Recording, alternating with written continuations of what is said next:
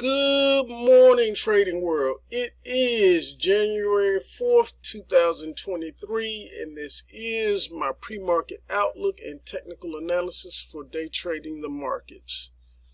It's 7:57 a.m. on the East Coast. Let's get into the pre-market. Starting off the pre-market outlook with a nursery rhyme. Trader be nimble, trader be quick. Gotta play both sides, so trader be slick. Y'all like my nursery rhyme? I talked about these areas in trade before where time frames fight for control. And we get these weird momentum shifts. This is where if you pay too much attention to intraday charts, you get chewed up and spit out. I used this analogy before as the market being that mean dog on a chain. There is a clear radius of the chain, but the dog doesn't care. The dog backs up, gets a running start, and bam, gets yanked back by the chain as he hits the full extension of the chain. The dog, not being deterred from almost getting his neck ripped off, backs up again and tries it again. By getting these running starts, the dog may stretch a couple extra inches out of the chain or collar. Eventually, with persistence, the chain breaks. The market is backing up, getting running starts at a rally, and the chain held it at 386. But there's a fence also at 390 to 393. After running up against all that resistance, don't be surprised to see the actual breakout to the downside, because the path of least resistance is to the downside. So you were walking on the north side of the chain radius first, and he got maybe 3 tries at it where the chain held, and then by the time you got to the south side of the chain radius, bam, that's when that running start breaks the chain. So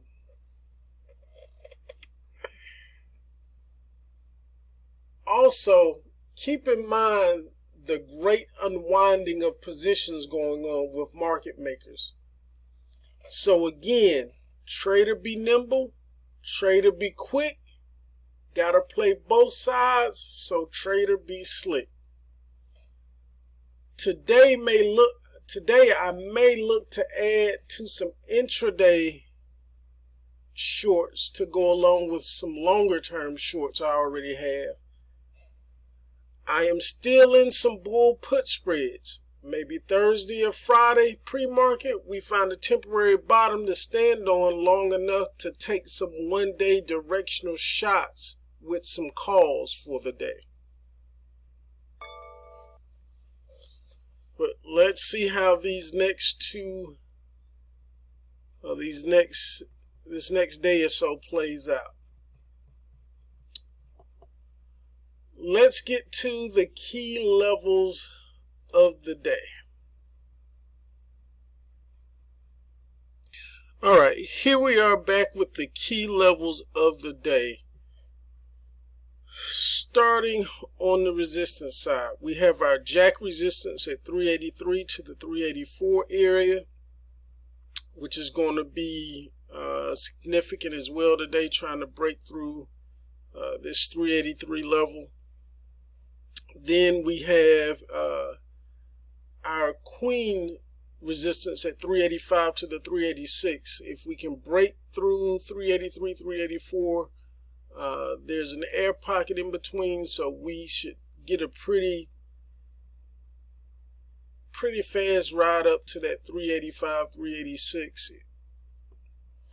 And then we have our king resistance level 387 all the way up to 393. something I want you to be aware of. I have a longer term trend line that is here between the 386 and 387 area. And that is going to be really significant as far as the breakthrough. Trying to break through that level there. If we get through it and get a clean close, we could start a run. But again, I mentioned a fence up there at the 390 to 393 area. So it's a lot to get through on the upside of this channel. Now, on the support side, we have our jack support at 382 to 381 area. And then we have our queen support, 380 to the 377 area. And then king support, 376 to the 372 area. This 380 area, somewhere between 381 and 379, is where price naturally would like to be. So I expect we're going to, no matter if we get runs above up here into resistance, at some point we're going to get called back down to this 380, between this 381 and 379 area. Now, the main thesis for today is bearish, closing below the 380.82 with a projected target low of between 380 and 372. The alternate thesis is bullish, closing above the 380.82 with a projected target high of between 381 and 392. The main channel we're in is from 379 up to 397. The main channel below us is 379 down to 364. Market strength and breadth started high and made lows in the middle of the day, then rallied near the end of the day. This leaves us with some overhead order flow that will make it hard to break resistance today. Also, I want to mention that we have harmony between the technical side today, which is bearish, and the quant side, which is also bearish. So, in my mind, no matter how we take off or pop for the morning or pre-market, it just seems like an invitation to short for me.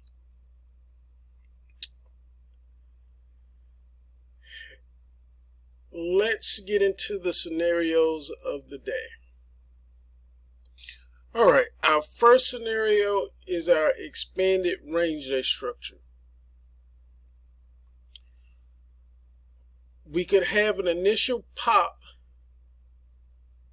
and then drop before testing support and possibly pushing through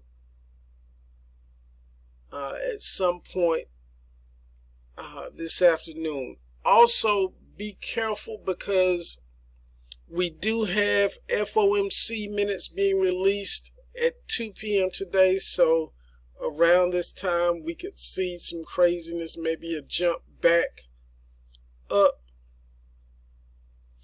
and into consolidation at some point. And I would assume it would be around or after that 2 p.m. hour. We also have a JOLTS report at 10 a.m. So this could be the cause for the turnaround at some point here For those of you that don't know, the JOLTS report is like the take this job and shove it report, where they kind of count people leaving the workforce on their own volition. So that's our first scenario. Let me bring up the next one. All right, our next scenario is going to be our rounded reversal day type structure. We could get a continued push higher toward the jack or queen resistance area, find midday chop around either the queen or king resistance before going back down with the same energy or force we went up with the first part of the day.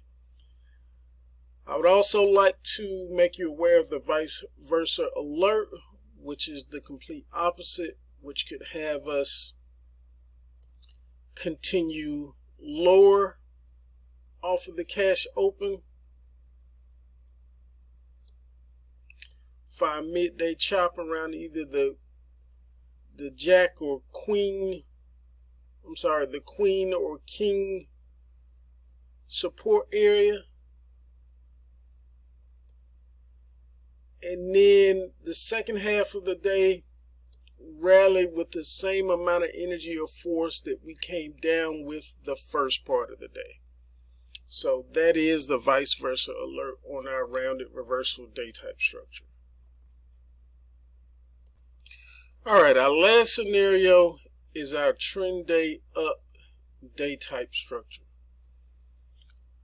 Means we start with an open gap up away from the previous close represented by the blue line, and we come off the cash open with a fade headed back toward that previous close.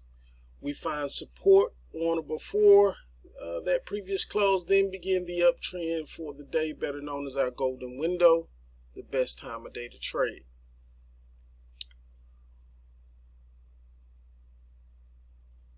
We usually find our midday chop around either our possible queen or king resistance area. And today I would be looking at more so than normal that head fake after lunch, or especially around the 2 p.m. hour, that will lead us back into a bigger fade than normal into the close. So that's what I will be looking for today. I'm still in some shorts and will be looking to add to some shorts, especially if we get up to in the 390s. That would be a key point for me to take some longer term shorts, or some swing shorts, and in general just a place where I feel comfortable putting on a number of positions. So I hope this helps. As always, your most important job as a trader is to protect the capital that you already have. We do this by knowing and understanding the risk that we have on in each position, and we manage that risk in accordance to our account size.